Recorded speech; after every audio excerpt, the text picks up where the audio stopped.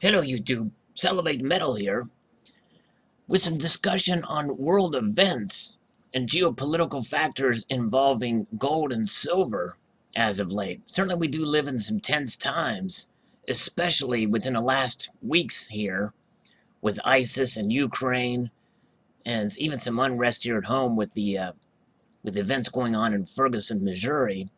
But nonetheless, we are finding all these events occurring in and of themselves, I would think would have some effect on the precious metals prices, although maybe not so much what's going on with the Michael Brown situation in Ferguson, because that hasn't really spiked to the level of violence or unrest or rioting that we saw back during the days of Rodney King. But certainly some of these other things like ISIS, which has pretty much begun executing people on a mass scale, and they've also become an economic force. And now I think it is pretty much understood that they are more than just a terrorist organization. They have become an Islamic army. No matter how you refer to them, either as ISIS, ISIL, or Islamic State, they are a force to be reckoned with. And it appears that our administration in the United States does not have a clear strategy of what to do in this case.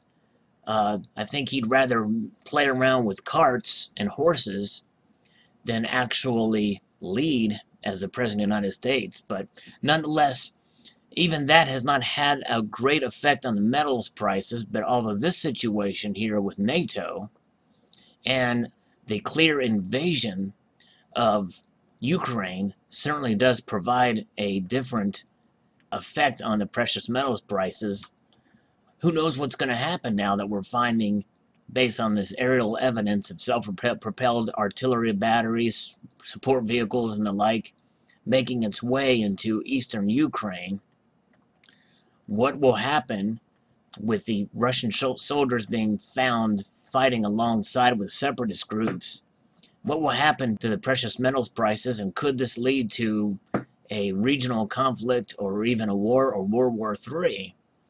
It's hard to tell with all these different things happening, and honestly, I'm kind of surprised there's been a lot of quiet activity over in Korea lately, as of late.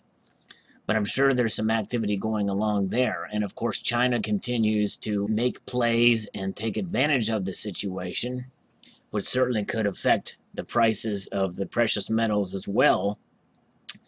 So what are your thoughts about these events and how they will play out in the long run?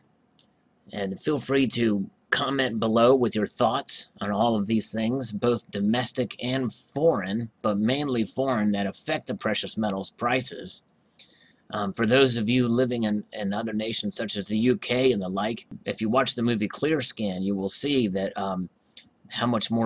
how true that movie is to the core with the Muslim extremism occurring in London. I've heard it said that the most popular name for a boy in the city is Muhammad.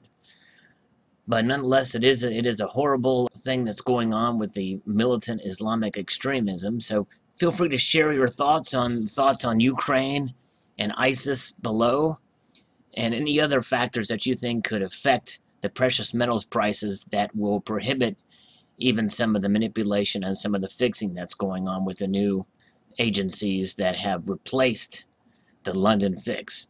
So let's extend a multitude of gratitude to you all for watching. Please rate, comment, and subscribe.